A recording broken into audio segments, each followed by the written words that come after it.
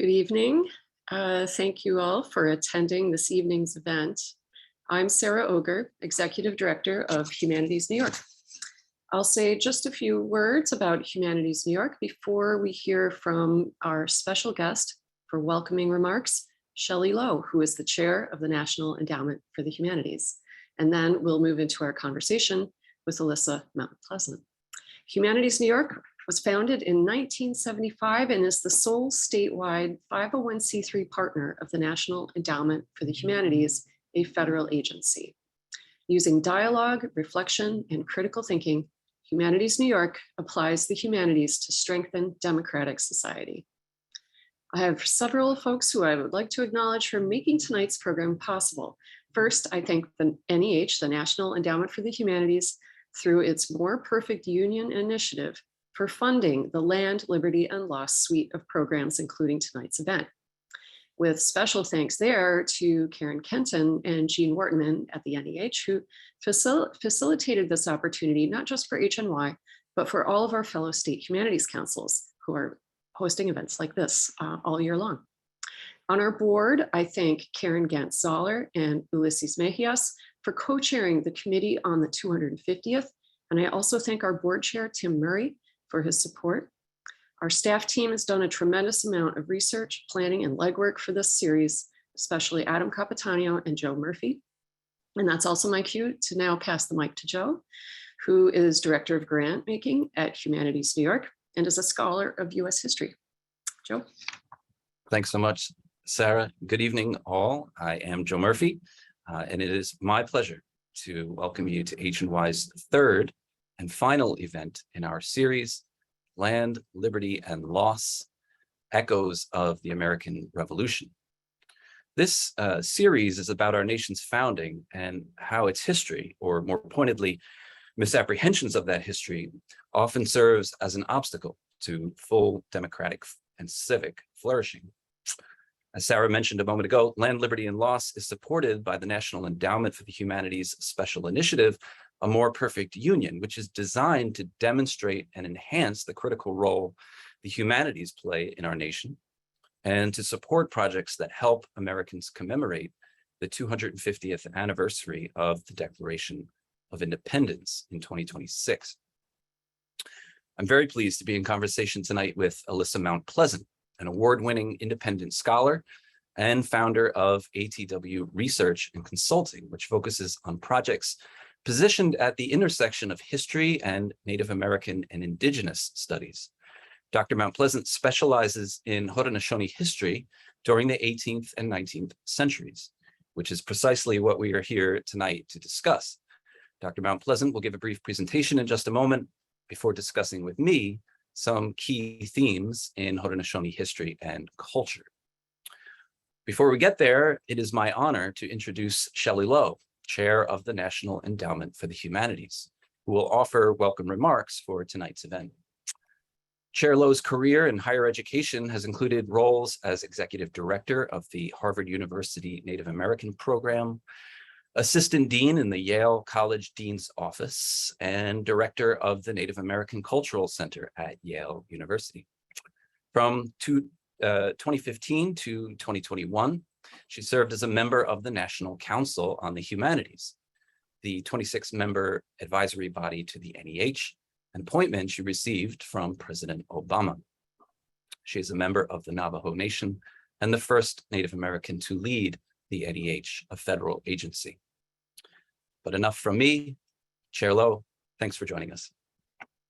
Thank you, Joe, and thank you, Sarah. Good evening, everyone. Yat Shelley Lowe Yanishe, Belagana Nishle, Nanastasia Tachini Bashichi, Belagana Dashache, do Trabaja Dashanale, Locantiel de Nasha, do Washington de Chagrin. My name is Shelley Lowe. I'm Navajo. I'm originally from Ganado, Arizona, and I am the chair of the National Endowment for the Humanities. NEH is pleased to join our state partner, Humanities New York, in sponsoring the Land, Liberty, and Loss Scholar-Guided Reading and Discussion Series. As Joe stated, this program is part of NEH's ongoing A More Perfect Union initiative, which supports projects that help prepare Americans to commemorate and reflect upon the upcoming 250th anniversary of the Declaration of Independence in 2026. Through this initiative, NEH has provided $50,000 to each of the 56 state and jurisdictional humanities councils and interim partners to support civics education and American history programs that deepen our understanding of and commitment to our nation's core principles of democracy and constitutional government, and illuminate the stories of our quest for a more just, inclusive, and sustainable society throughout our history. These projects build upon and complement NEH's long history of supporting history and civics education. I commend Humanities New York for their impressive work on the Land, Liberty, and Loss project. I know that the many discussion programs taking place across New York will generate rich, fruitful, and courageous conversations about our national past and the opportunities ahead of us to continue our collective journey towards a more perfect union. Thank you, Ahiahet, for allowing me to provide welcome remarks this evening. I will now turn it over to Dr. Mount Pleasant to begin this evening's discussion. Thank you, Chair Lowe. Thank you, Sarah Auger, Jill Murphy, Adam Capitano, and all of the good people at Humanities New York. It's really a pleasure to be with you tonight and to have this opportunity to talk about the themes of land, liberty, and loss with Joe Murphy, and hopefully share some of the research that I have done over the past several years about the Revolutionary War, and particularly about the histories of Haudenosaunee people, with particular emphasis on the Seneca Nation and nations in the western part of the Confederacy. To start off, I want to share some images that may be familiar and also may be unfamiliar, and use that as a jumping off point for a conversation about understandings of the experiences of Native peoples during the Revolution and after the Revolutionary War, and engage in some critical public historical conversation. So without further ado, let me start sharing my screen.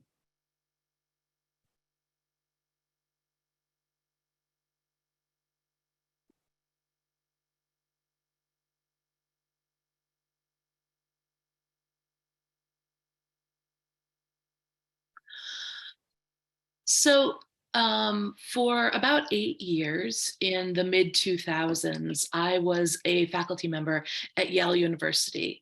And during that period, I was privileged to work at a number of points on a traveling exhibit that the Yale University Art Gallery organized on the theme of life, liberty, and the pursuit of happiness.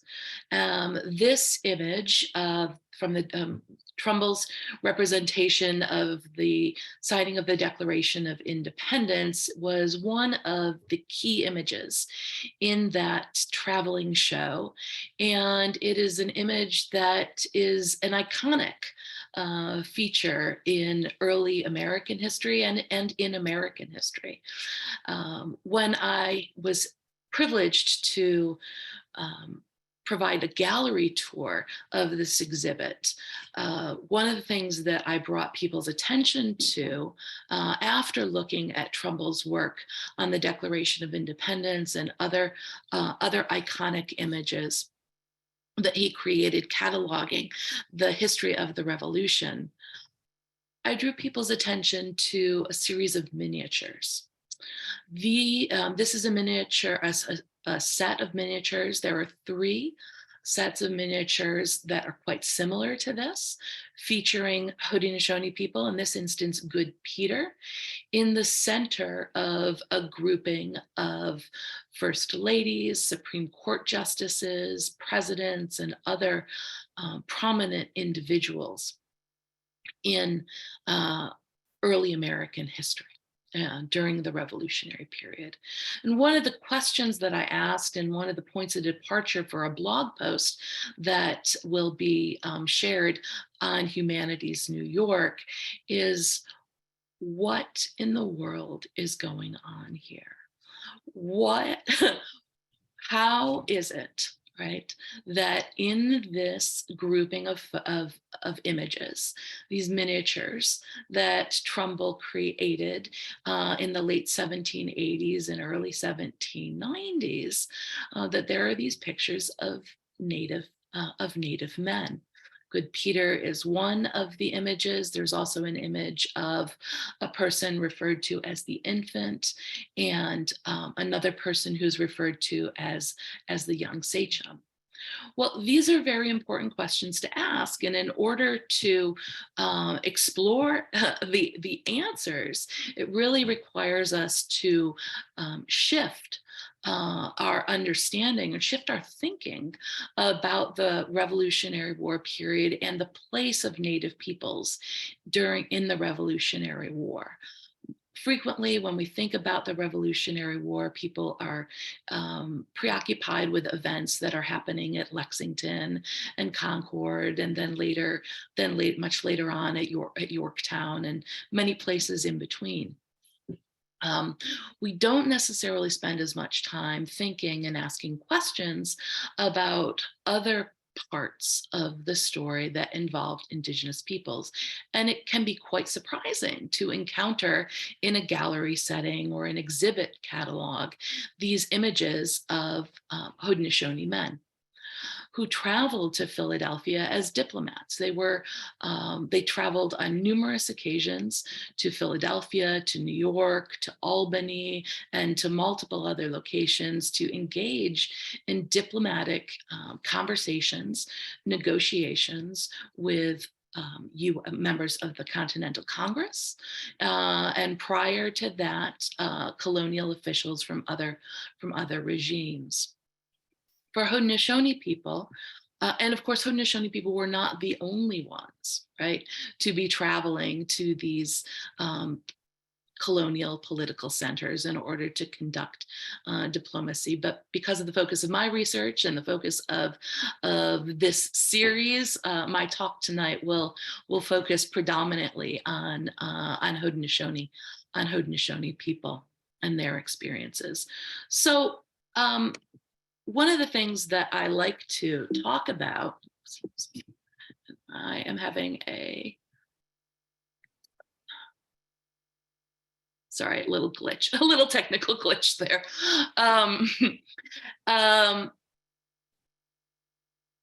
One of the things that I do in my work, and one of the things that I think is really important in this Land, Liberty, and Loss series, is to disrupt in generative, productive ways our thinking, right, about the past, right, and and in this case, the history of the Revolutionary War. And in my work as a historian, I am one of scores, right, of scholars who've been working on this project for many years, for generations. And one of the things that I want to present to you tonight is a little bit of a reflection on the reasons why we don't necessarily think about Haudenosaunee people or Indigenous people when we think about the Revolutionary War.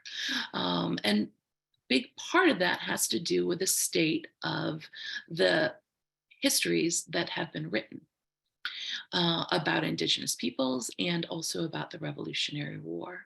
And one thing that I want to bring people's attention to is that it was only in the late 1980s, early 1990s, that scholars started thinking seriously, investigating, writing, and publishing about the ways in which Indigenous peoples were proactive participants in colonial history, right? Prior to that, there had been a tremendous amount of interest, right, in what was at that point termed Indian colonial relations. And certainly there was a tremendous interest in diplomacy with tribal nations, but much of the focus of the research prior to the 1990s featured Native peoples as individuals, as nations, as leaders that were responding to, right, actions that were taken by colonial actors. And when we pause to think about it, that's a little strange. It should seem a little strange, right? Native people, like all human beings, have agency, right? Shape the course of their lives, shape the activities that surrounding them, shape the course of history, their histories, right? And in the late 1980s and early 1990s, scholars started writing about this, right?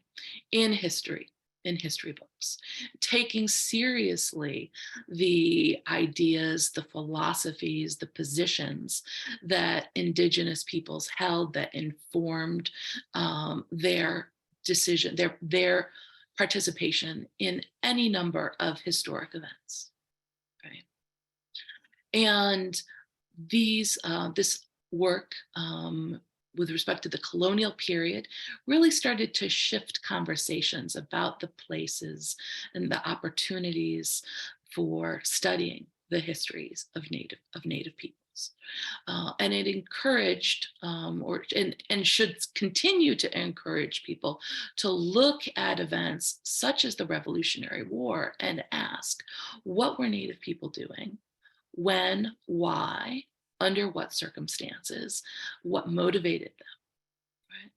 And some of the answers to that with respect to Haudenosaunee people, I've argued, and this is something that will be found in the blog, in the forthcoming blog post, is that the philosophies, right, of the Great Law of Peace, right, which is the foundational text of Haudenosaunee's socio-political thought and belief, the organizational principles for the Confederacy that's sometimes referred to as the Six Nations or the Iroquois, right? That informed the actions, right? The decision-making processes that Haudenosaunee people undertook throughout the colonial period, the Revolutionary period, and beyond. The Great Law of Peace also provided a framework for diplomacy and some adjustments, right? Some pragmatic shifts in thinking about diplomacy with respect to colonial actors resulted in the development of another foundational understanding known as Gaswenta, which is sometimes referred to as the Two-Row Wampum. While the Great Law of Peace provides a structure for maintaining and sustaining relationships among and between the Six Nations of the Haudenosaunee Confederacy, Gaswenta provides guidance for managing relationships with colonial actors, specifically European colonial actors.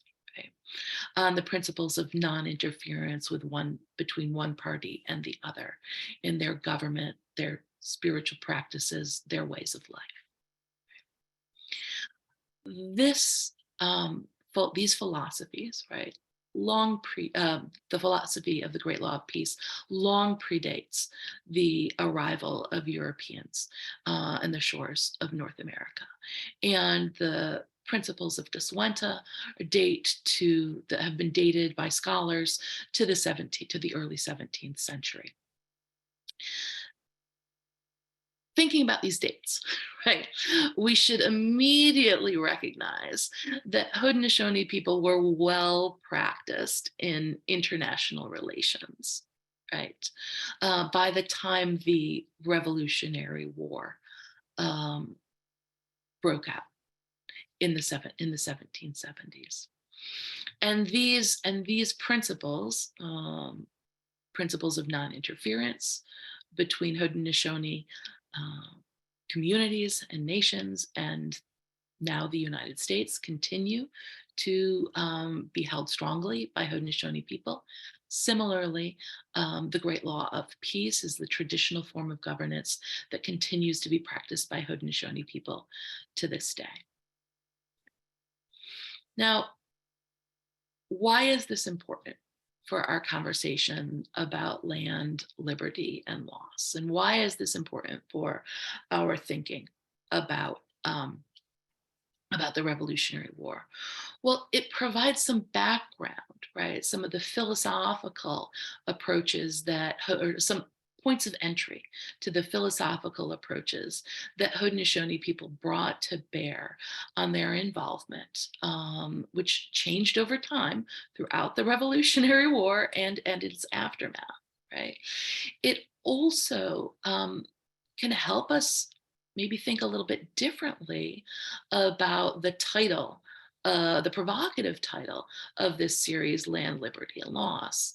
And it might prompt us, I would argue, to think about maybe one of the questions that we might want to ask, right, is not only why did Haudenosaunee people lose so much land following the Revolutionary War, but how did they manage to maintain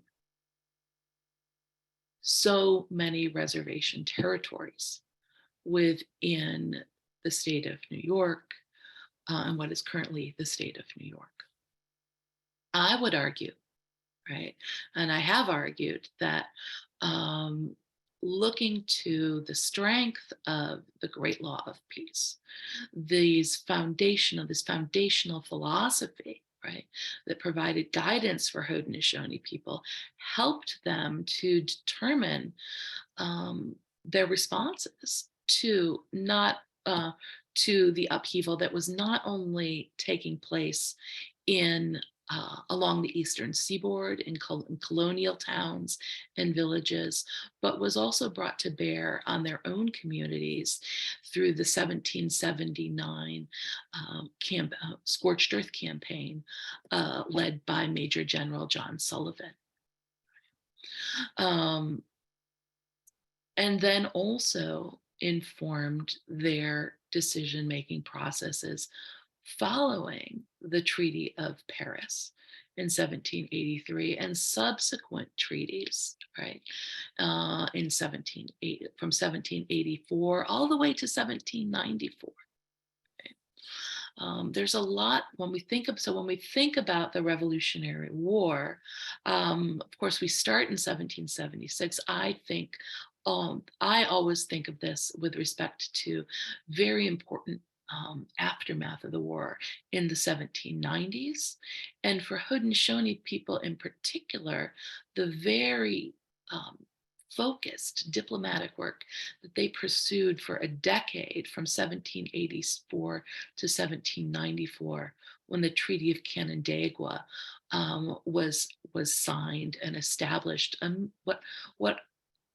what I and I believe many other people believe to be a meaningful peace that protected the territory and the sovereignty of Haudenosaunee people, and that remains in effect to this day. Haudenosaunee people in early November commemorate the Canandaigua Treaty and annually continue to receive payments from the United States that are provisions of those treaties.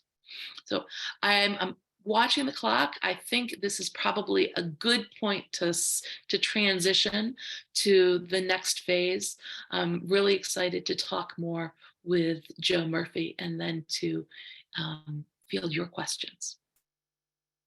Absolutely. And thank you, Alyssa, for a fascinating overview of your own scholarship and its place within the historiography of this particular history we're talking about tonight. I wanted to, if it's all right with you, Alyssa, start big and sort of step back from those details that I do want to return to later on in our conversation regarding the ways in which the Haudenosaunee Confederacy navigated the post-Revolutionary War context, particularly with regard to their diplomacy and philosophies, as you mentioned. But full disclosure, folks, Alyssa and I had talked a few weeks back about, what we were going to discuss tonight.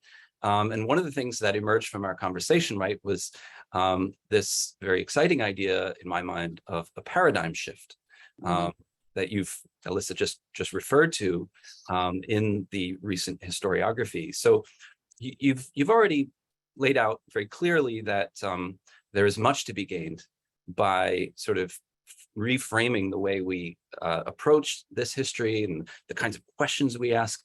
And I thought we might expand upon that a little bit here at the top before getting back to some of the details. And my question for you in this regard is, what do we gain when we place the creation of New York State, right? And of course, more generally, the United States, but particularly New York State, which from the start was referred to as the Empire State, and all of the implications of that phrase. What do we gain when we place that history into this broader historical context, a much longer history, really, that centers Haudenosaunee history and culture in Turtle Island, North America? What are some of the insights we gain when we take that step and reframe our questions in that way? Well, I think one of the things that I think this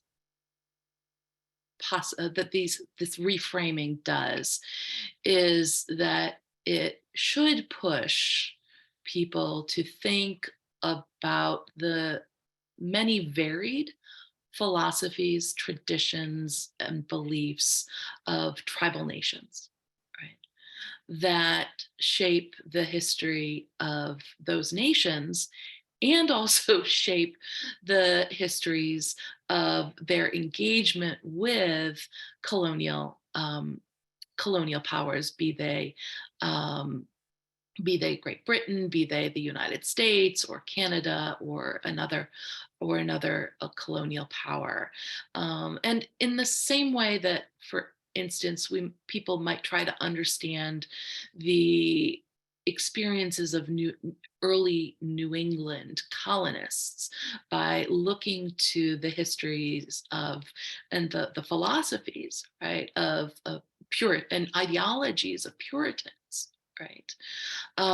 We can also ask similar questions about Indigenous peoples and their approaches to relationships, and also and beyond relationships, right, with other people, relationships to this territory, this land, right, that we currently share. And I think that will, fundamentally enriches people's understanding of not just our past, but also our present. And certainly in Western New York, I live and work in Buffalo. Relationships with the Seneca Nation are something that is a significant topic of conversation. The Seneca Nation currently has a campaign that they are undertaking in an effort to help Western New Yorkers understand their conception of relationships, right? And that's in the present day, with the Senecas as a major employer in that part of the state, and it's also historic, right? And this can help us, I believe, if we understand some of these contemporary issues. We need to be able to understand what happened in the past. We need to be able to understand the treaties, right, that the United States is party to. And we also would certainly benefit from developing a better understanding of the role of land speculators, right, in the development of the state and their interactions with Native people.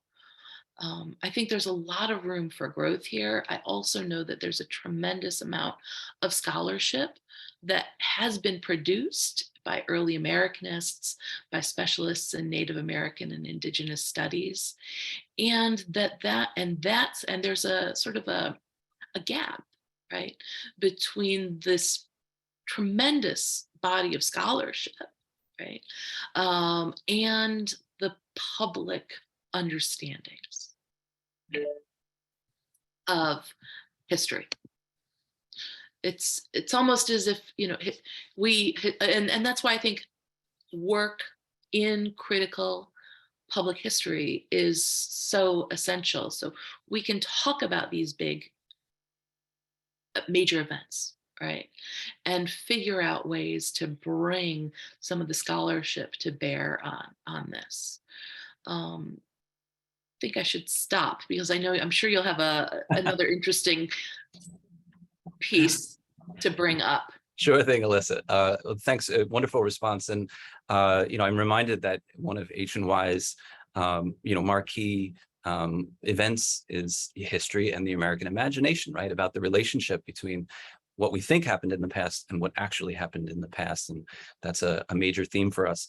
And your point about the relationship between past and present is important and well taken. And I'm reminded of one of my favorite quotes by a historian, probably my favorite quote. I forget the name of the historian, if it's Lynn Hunt or someone else, that knowledge of history frees us to be contemporary, right? In other words, if you know your history, you're sort of emancipated from the past, not in the sense of ignoring it, but knowing its contours, its complexities, and moving forward on that basis.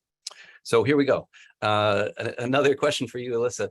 I wanted to, before we get to the 1790s, right, and the treaties and the diplomacy, one question about the revolution itself. So in both, I think, capital H history and in the American imagination, the American Revolution is often portrayed and just accepted as the rupture in US history and in the myths that we tell ourselves about the founding. And I'm wondering, given our approach tonight, to what extent should we consider the revolution a rupture in Haudenosaunee history? I know that going back quite a long time, the history books have presented it as a major disruption, a major rupture. But I wonder what your thinking is about that and how you might encourage us to think about it, particularly with regard to diplomacy and philosophy. Thanks for that great question. The question, thinking about ruptures, right? Certainly during the 1770s and also and the decades that preceded it, Haudenosaunee people faced tremendous challenges as their worlds transformed, right? But of course, people's worlds are also always transforming, right? Change is constant, right? So we do need to sort of try to figure out how to weigh that, and also how to think about it productively. One of the criticisms of some of the scholarship about Haudenosaunee people is that from the 1930s through the 50s, 60s, 70s, and beyond, there was a school of thought that really considered change to reflect decline, right? And that's something that, while of course we want to be sensitive to the significance of change, there is something that is deeply troubling in some of the general understandings of Native American history, right? It's not limited to Haudenosaunee history, where Native peoples are represented as static figures, right? Who are frozen in the past, or represented in quite biased way and derogatory ways, right? And these are things that all need correction, right? And I think one of the concerns that I've had, and not just me, right? There's a significant group of scholars who've been working for the last 20, 30 years and more, is that some of our predecessors, right, imposed very negative views of Haudenosaunee society, that it's been difficult to move away from, right? And so when there are, for example, deaths at Gaga, loss of leadership, disagreement in the 70s about best steps to take with respect to this new war, right? This new conflict, that's represented frequently in quite negative ways, right? And while I'm not advocating for wearing rose-colored glasses while we're reading these documents and thinking about these histories, one of the things that I do that I think could help, right, in thinking about these major changes and shifts and responses to challenges, is that Haudenosaunee people could turn to the Great Law of Peace for guidance on how to manage situations, right, where tribal nations, where leaders had very serious disagreements, right? And return, right? Eventually, right, to this, to renew connections, right? And to find ways to move forward together.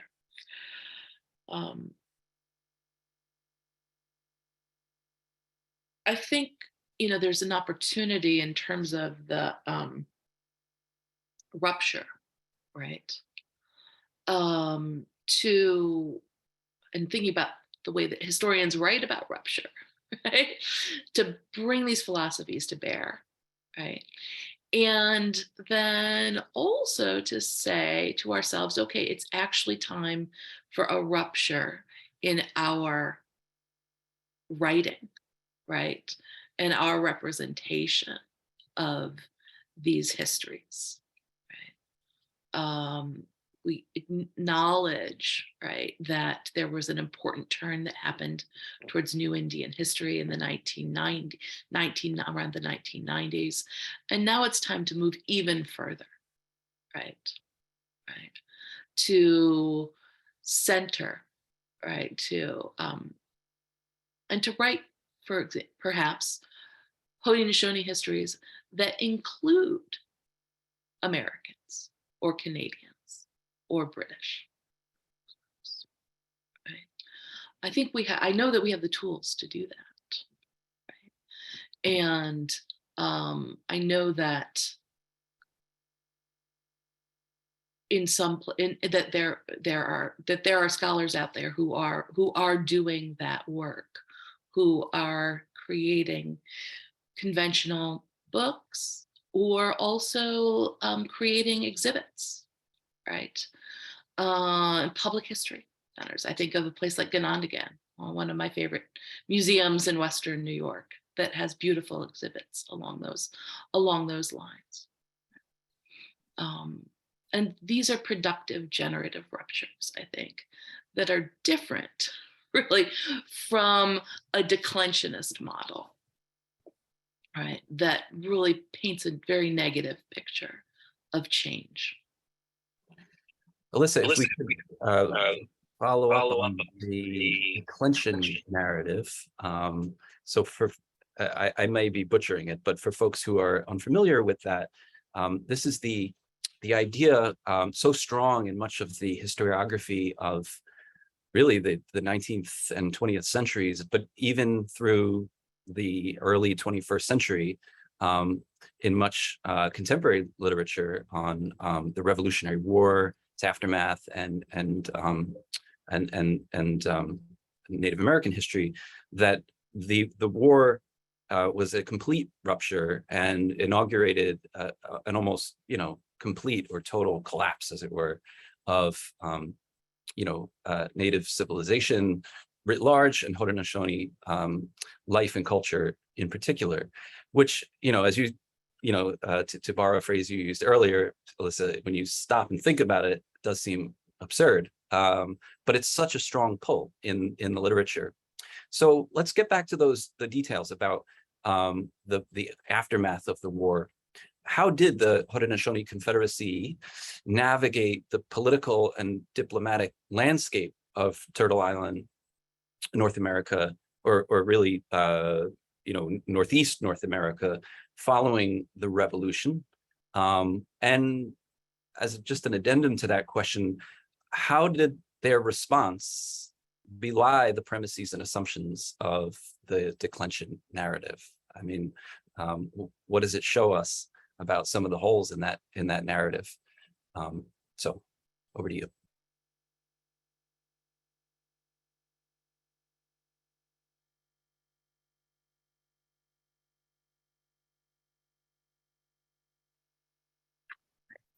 Okay, I'm unmuted. You'd think after 2.5 years I would have this figured out.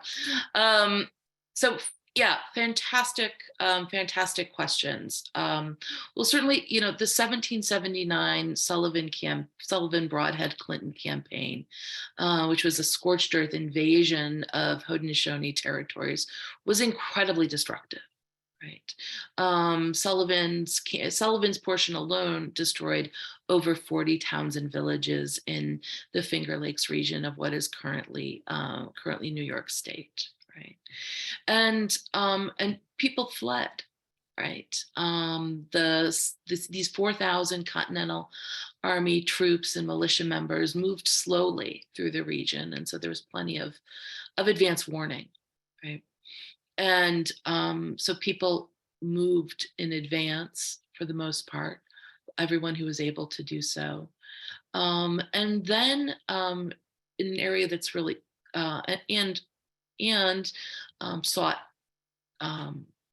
sought refuge with British allies, right? During a bitterly cold winter. And then many people relocated to Buffalo Creek, which is the reservation that I study, or returned, right, to the Genesee Valley and to other places to reconstruct their communities. And I think one of the things that's really important to emphasize here is the commitment, right, to rebuild immediately, right?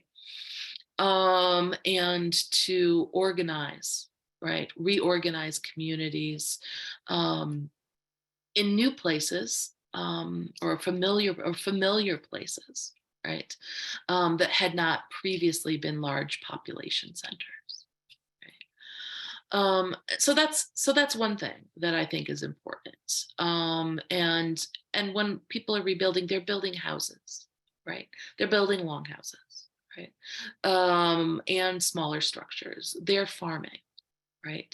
They're farming corn, beans, squash, a whole host of vegetables, resuming really prosperous, abundant agricultural systems, right? Which was the reason why Washington and the Continental Congress targeted Haudenosaunee territory during the harvest season. Right? They recognized just how valuable this was, how important it was, and how prosperous Haudenosaunee people were.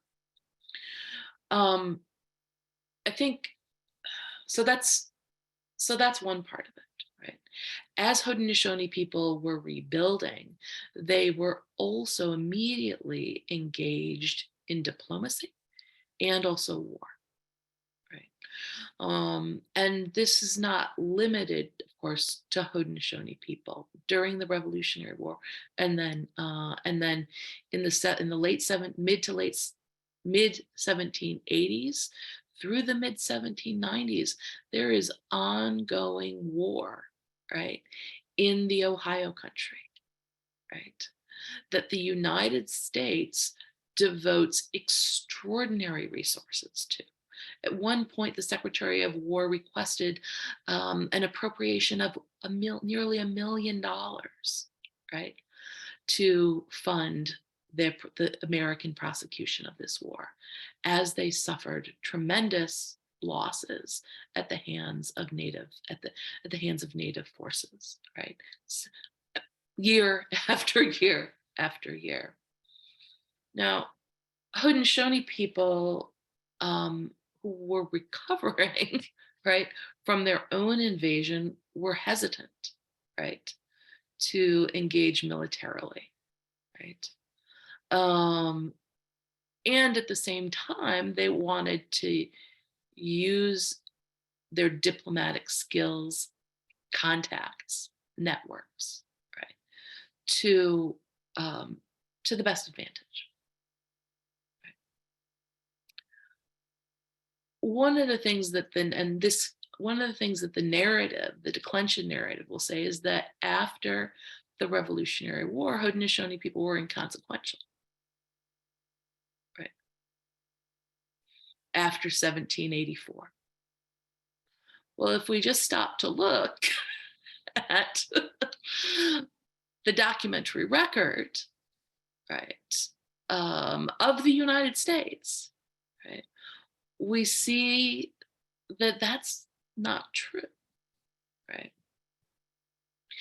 And then when we look a little bit further along, right, we're looking at and think maybe about the movement of Americans, right, into what is currently Western New York.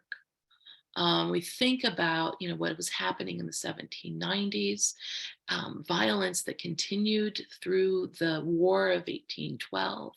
If we take a more granular approach at what happened, sure, there was this major purchase that the Holland Land Company made in 1797, purchasing millions of acres of Haudenosaunee land in the western part of the state. But how many people actually moved in, right? How many Americans actually made their way, right, out to Western New York? Joe, when we were talking a few weeks ago, I mentioned to you this, one of my hobbies, which is to take pictures of roadside markers and these yellow and these gold and blue signs that we see throughout New York State. And on some of my travels a couple years ago, I saw this sign in Chautauqua County that was attached to this massive stone structure. Well, I was incredibly intrigued by this, had to pull over immediately to see what was going on. And I walked up, and this was a vault. This was this massive stone vault that the Holland Land Company constructed in 1810 and used through into the mid 1830s to store all of their deeds, all of their paperwork, right, related to the land that they were trying to sell, right, in this region. And that to me is a really, on the plain as day on the landscape, a sign, right, of just how tenuous, right, any American claims to that region were, right? And so as we, if we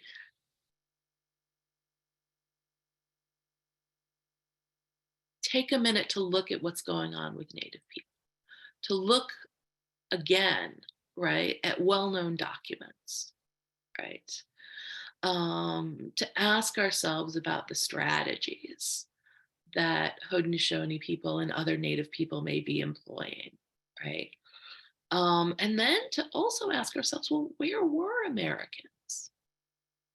What were the outer limits, right, of US settlements? For a long time, it was Canandaigua, right? In the Finger Lakes region. So these are some of the granular things that I think about that that should push us to reshape Absolutely. our thinking. Thanks, Alyssa. And, we are coming up on the hour. And so folks, feel free, the mission of Humanities New York, as Sarah Oger noted at the beginning, is to apply the humanities in order to strengthen democratic society through critical thinking, dialogue, and reflection. Above all, I think dialogue. So feel free to enter a question into the chat. We'll have some time at the end here set aside for a few questions. So feel free into the Q&A, enter your questions. So much to talk about, Alyssa, and so little time, but I had hoped to talk a little bit about pragmatism and the key role of pragmatism in Haudenosaunee diplomacy. But I think given the window of time we have left, I wanted to talk about another aspect of this history that, in my view at least, is less understood, less talked about, particularly in the public imagination, which is intellectual history. You raised this with me in our call, and I wanted to give time to it. I think it's fascinating. In starting now, or really a few years back and through 2026, we will all be thinking about commemorating founding, right? A founding moment. And what we're doing here is complexifying that approach. And so when we think about intellectual history, my question here is what are some of the key contributions of the Haudenosaunee Confederacy, either individual nations within that confederacy or the entire confederacy itself? What are the key contributions to modern ideas about nationhood? And to what extent does the Haudenosaunee understanding of nationhood, such as it is, maybe more complex than I'm leading on, converge with that of other political entities in North America, Turtle Island, such as, of course, the US and New York State? So yeah, a question about the intellectual contributions of the Haudenosaunee to the political landscape and nationhood in the modern context. There are many Haudenosaunee philosophers and thinkers who I would really encourage people to consult on some of these issues. Top among them, the late John Mohawk, who's written extensively about Haudenosaunee philosophy. And then when I think about nationhood, and I was listening, what are the contributions? What are the things that really distinguish Haudenosaunee people thinking about nationhood? And well, I don't know that it's exceptional among Indigenous nations. It certainly stands apart from Western nations, and that's the role of women, right? The foundational role that women play. This is part of the great law of peace, the role that a woman, a clan mother named Jaconsase, played in helping to move forward the teachings of the peacemaker at a number of critical junctions, the role that women as leaders, as mothers, as aunties, play in selecting the next generation of leaders, the power that women have to recall, right? Leaders to warn them when they're misbehaving, when they're acting inappropriately for their stature, for their role, to help to hopefully guide them back to the right path, but also to have the possibility to remove them if they're not able to correct their course. And this is the foundation. Women, right, are the foundation of Haudenosaunee nations, right? And the system of governance, right, could not function without women as equal partners, right? And that's something that is very different from Western forms of government and Western models of democracy, right? And I think that's probably, in my mind, the biggest and most significant contribution that Haudenosaunee people and governance under the Great Law of Peace provides. Absolutely fascinating. Thank you, Alyssa.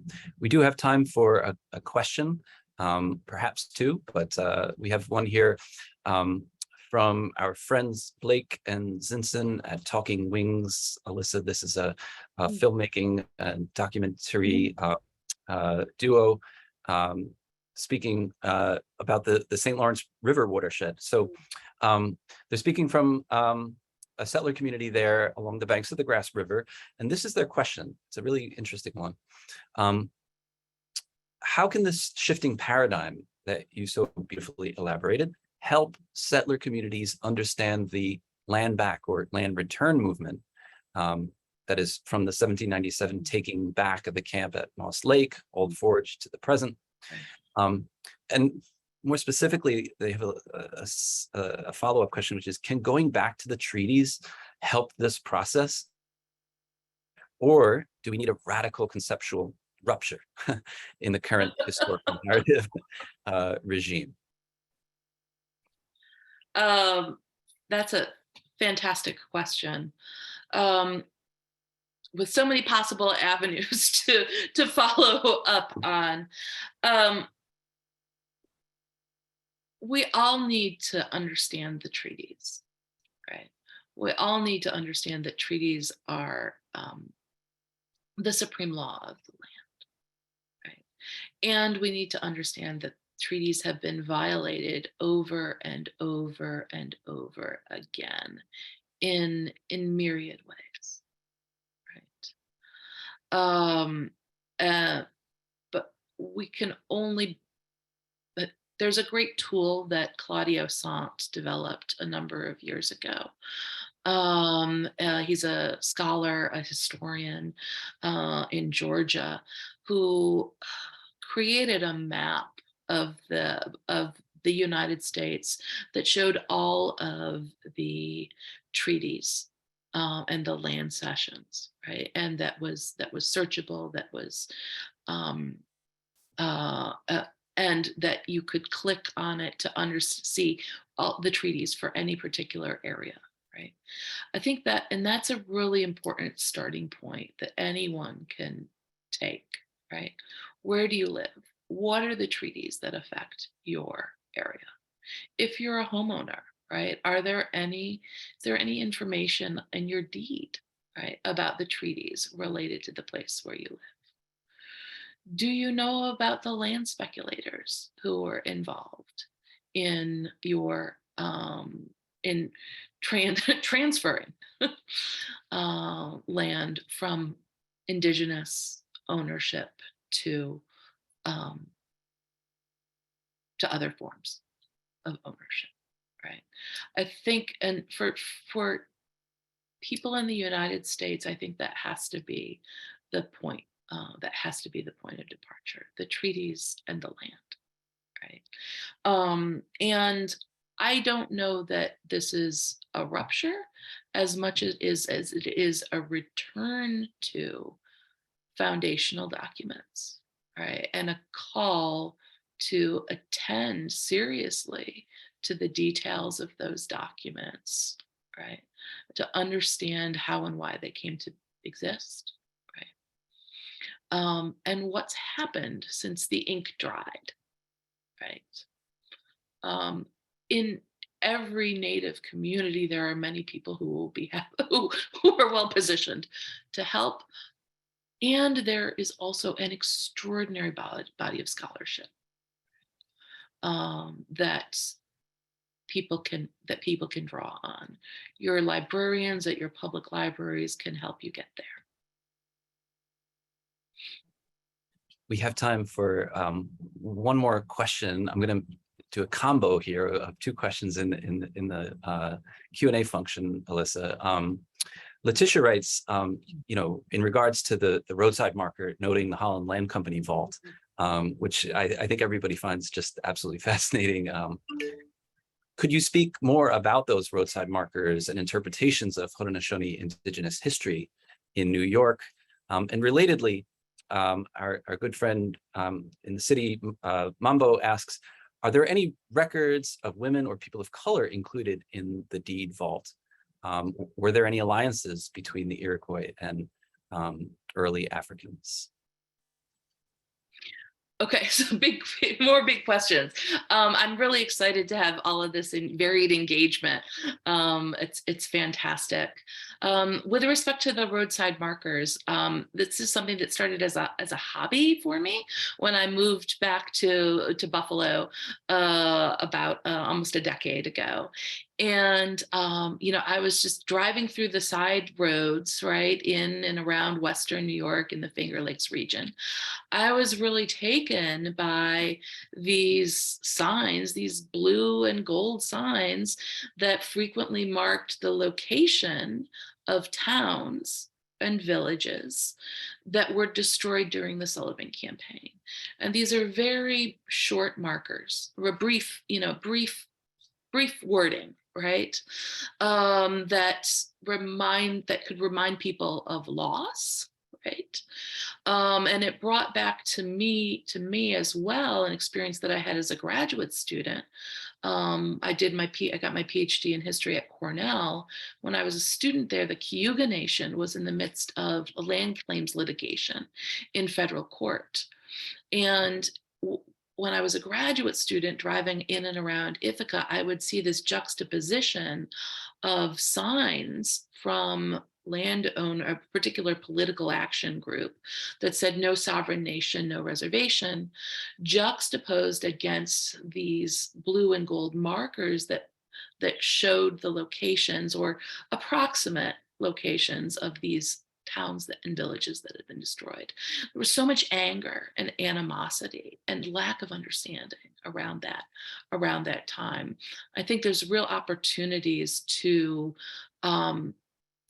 reinterpret these roadside markers, to talk about the context in which they were created, the work that they do, the ways that they reinforce erasure, and then also authorize certain forms of political action, right, which are fundamentally anti-Indigenous.